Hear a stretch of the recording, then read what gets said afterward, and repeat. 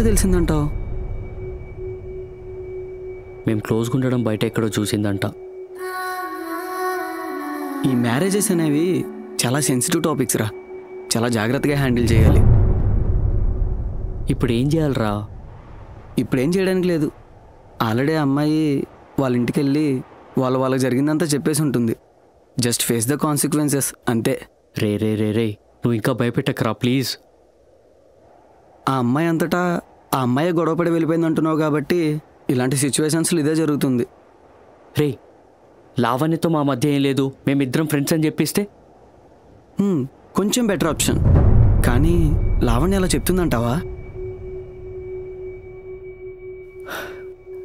ఏమోరా, తనకు అబద్ధం చెప్పి ఇలా దగ్గరయ్యా అని తెలిస్తే తను ఎలా రియాక్ట్ అవుతుందో ఏమో.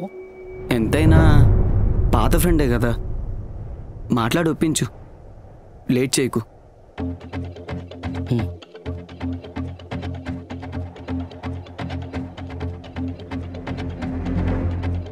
Switch off.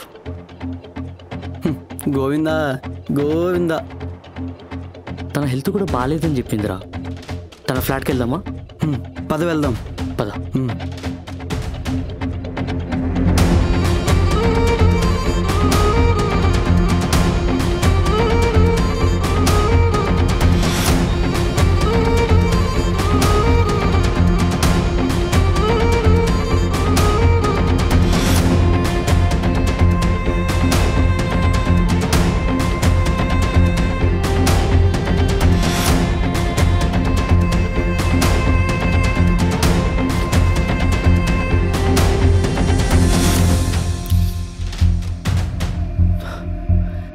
ఈ అమ్మాయికి ఏమైందిరా? నిన్నటి నుంచి అస్సలు కనపడట్లేదు. ఏమో నీకే తెలియాలి. మళ్ళీ ఒకసారి ట్రై చేయి.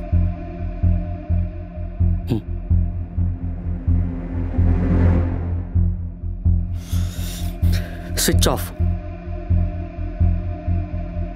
ఇప్పుడు ఈ అమ్మాయిని ఎక్కడైనా వెతకాలరా? ఎవర్రా? మా నాన్నరా. లిఫ్ట్ చేయి, మాట్లాడు. సిచ్యువేషన్ అంటే తెలుస్తుంది. అమ్మా, నాకున్న టెన్షన్కి నా మైండే పని చేయట్లేదు. ఇప్పుడు నేను మాట్లాడలేను. నైట్ చేస్తా, ఆఫీస్లో ఉన్నా అని చెప్పేస్తా. టెన్షన్ పడకరా, జరగాల్సింది జరుగుతుంది. ఇప్పుడు మనం ఏం చేయలేం. దా.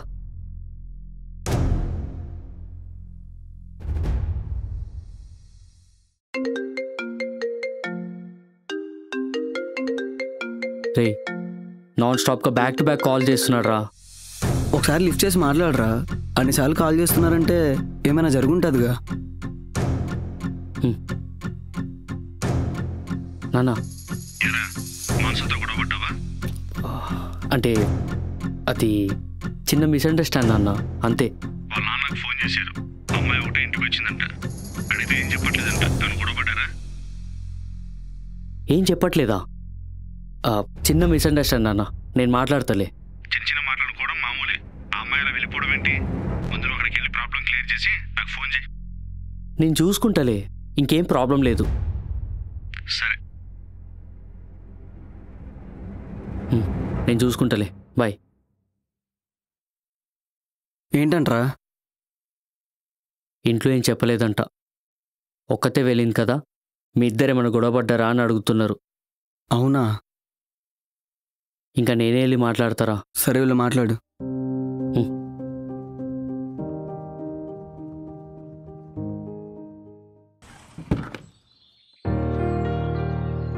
బాగున్నావు బాబు? బాగున్నా అత్తయ్య, మీరెలా ఉన్నారు? బాగున్నాను. రా లోపలికి రా, కూర్చో బాబు.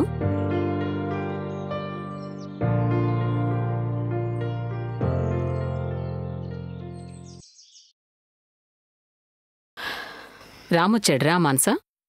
వస్తే వచ్చాడులేమ్మా, నేను రాను పో. ఇది పద్ధతి కాదు. ముందు నాడు కథలు పడకుండా. సరే నువ్వు వెళ్ళు, నేను వస్తాను.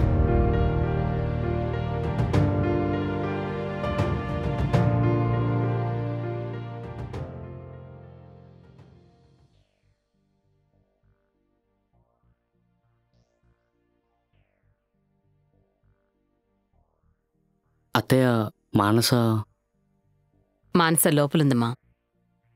మాన్సా,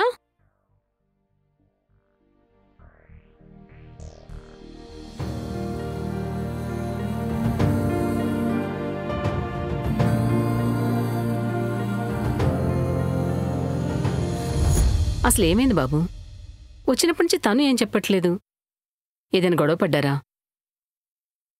నేనేం గొడవపడలేదు అత్తయ్య, తననే అడగండి.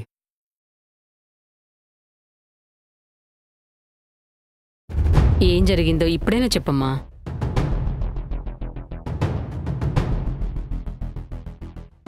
మీ ఇద్దరు ఏం చెప్పకుండా ఉంటే మాకు మాత్రం ఏం తెలుస్తుంది?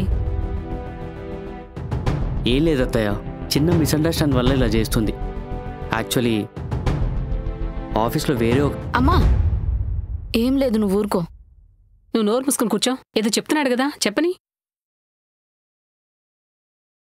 అత్తయ్య అది నీతో కొంచెం మాట్లాడాలి, పక్కకొస్తారా?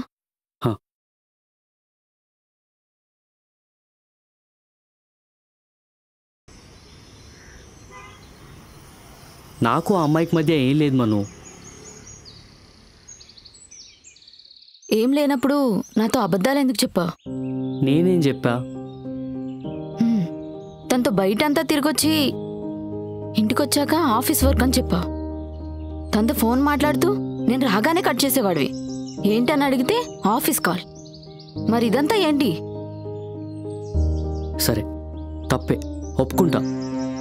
కానీ నేను వేరే ఇంటెన్షన్తో అమ్మాయికి దగ్గర అవ్వలేదు మను. మరి ఏ ఇంటెన్షన్తో దగ్గరయ్యావు? కాలేజ్ డేస్లో మేము తిరిగిన మూమెంట్స్ అన్నీ మళ్ళీ ఇప్పుడు ఫీల్ అవుతుంటే బాగా అనిపించింది. అంతే, ఇంకా వేరే ఇంటెన్షన్ ఏం లేదు. ఏ వైఫ్ అయినా యాక్సెప్ట్ చేస్తుందా రామ్? నా దగ్గర అబద్ధాలు చెప్పి తన దగ్గర నన్ను ఒక పెద్ద రాక్షసుని చేసావు. నీ గురించి ఏదో ఒకసారి అలా చెప్పా, అయినా ఆ మూమెంట్లో ఏదో. హే ఉండు ఒక్క నిమిషం, అయినా నేను తనకలా చెప్పా అని నీకెలా తెలుసు? నేను తనని కలిశాను రామ్.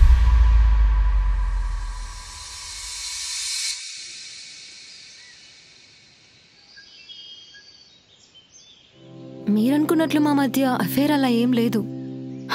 మరి మీరు చేస్తున్నదేంటి? రామ్కి పెళ్ళిందని మీకు తెలీదా? రామ్ మీ గురించి ఎందుకు బ్యాడ్గా చెప్పాడో నిజంగా నాకు తెలీదు. తెలీదా? నువ్వు ఒక ఆడపిల్లవేగా, ఈ పాటికే నీకు అర్థమై ఉండాలే. రామ్ చాలా మంచివాడు, నన్నెప్పుడు అలాంటి ఉద్దేశంతో చూడలేదు. నేను ఇన్ని రోజులు అదే అనుకున్నా, చాలా మంచివాడు, అమాయకుడు అని. కానీ ఈ మగాళ్ళని అస్సలు నమ్మడానికి లేదు. రామ్ అందరిలాంటి వాడు కాదు. నన్నెప్పుడు బ్యాడ్ ఇంటెన్షన్తో చూడలేదు, ముట్టుకోలేదు. రామ్ గురించి నాకు చాలా బాగా తెలుసు. ఈ అబద్ధానికి కూడా ఏదో ఒక రీజన్ ఉంటుంది. ఆ రీజన్ బ్యాడ్ ఇంటెన్షన్ అయితే కాదు. ఇంత డిస్టర్బెన్స్ వచ్చాక నేను ఇక్కడ ఉండడం కరెక్ట్ కాదు. నేను బెంగళూరు వెళ్ళిపోతున్నా. ఒక్కటైతే చెప్పగలను, రామ్ చాలా మంచివాడు. వేరేగా ఆలోచించి తనను వదులుకోకు.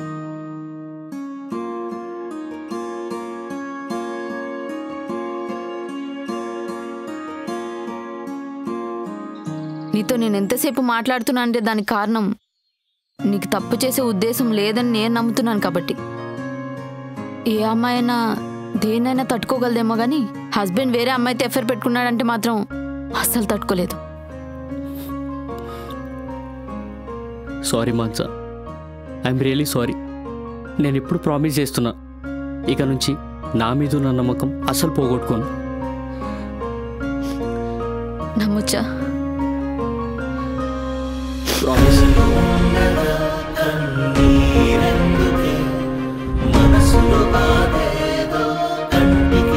ఇప్పుడు చెప్పు ప్రామిస్ అని. నిజమా?